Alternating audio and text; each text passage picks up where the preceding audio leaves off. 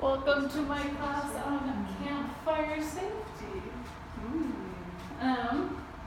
So do you guys have any questions or anything that you're mostly interested in before I get started so I can more focus on that as time goes on? Not really. Okay, we'll just start from the beginning then.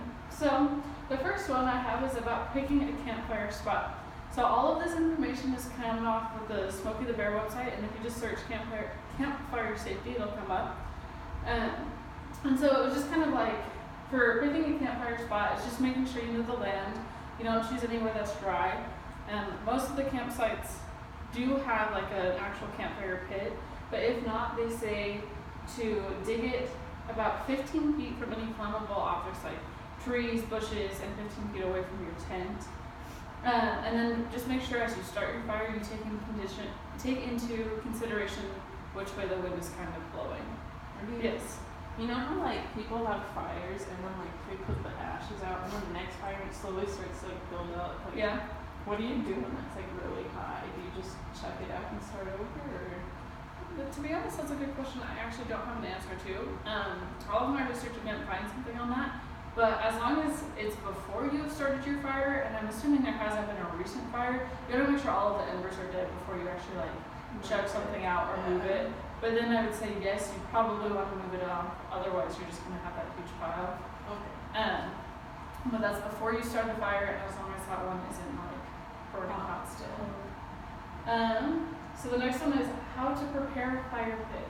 So this one's a little bit longer, but it's just talking about how you want to make sure you clean the area, that there's no grass or twigs or anything that can kind of catch fire right around the pit. And then if you don't have a fire pit, to dig a hole about a foot deep, and then to just kind of line it with rocks. So it kind of contains the fire. And then it goes into making sure that you have water, like a water source nearby, or you have water with you, and you have a shovel. So that way you can kind of always have a way to put out the fire. So there's I learned this, there's 3 different types of wood that they like you to use for building a campfire. So the first one is like what they call tinder, which is like small twigs or like leaves, something that kind of catches fire easily. And then you have kindling, which they say that there's sticks that are less than 1 inch around. And then you have the actual fuel, which is your larger pieces of wood. And so with the 3 types, I also didn't know that there's different ways to build your fire. So what they said is to always start off with just a little bit of the tinder, so the twigs and leaves kind of in the middle, just kind of have a little pile there. And then for adding the kindling, so the sticks that are about 1 inch around, they said if you want it to cook food, then you usually want to go with a teepee. So it's like building a tent, which I usually see. And then it says lean-to is what the next one is called. And there's a little picture, and it says that you put 1 long piece at an angle over the tinder, and then you use all of the other ones to kind of like lean against it. Does that make sense? Mm-hmm. Okay. And then for more of like a long-lasting kind of campfire, just going out and having fun kind of one, that they say use the crisscross, or you just kind of crisscross the logs over the tinder, or you build it like a log cabin, so it's kind of more square. Do you guys have any other questions? Do you put the kindling first, or do you put it after building with the fuel? From what I'm seeing is it always talks about building with the kindling, and then as time goes on, the fuel is what you'll add to it. Does that make sense? Yes. Okay. And then, so it goes on to continue, and it says that you ignite the tinder, so that little piece that was in the middle, with a match or with a lighter. And if you use a match, to let the match cool down, and then toss it into the fire to get rid of it, so you're not just throwing it out into the woods or catching something else on fire. And then it says as the tinder grows, or as the fire grows, you add more tinder, you add more fuel, kind of whatever you can help to kind of get it to catch and to stay. And then it says make sure you keep the fire small and under control at all times, so that you have watch of what's going on and you're not leaving the fire unattended. Any questions about building a campfire? Okay. So the last little bit is extinguishing the fire. So making sure that you either have the water that you can pour onto it, and it says to make sure that you pour water until all of the hissing, like that hissing sound stops, and that you drown all of the embers. And it says if you don't have water, that you can put dirt or sand into it and kind of like mix it in and try to use the shovel that you brought. And and it says to make sure that none of the embers are exposed, so nothing can be taken by the wind by it and not catch on fire or something.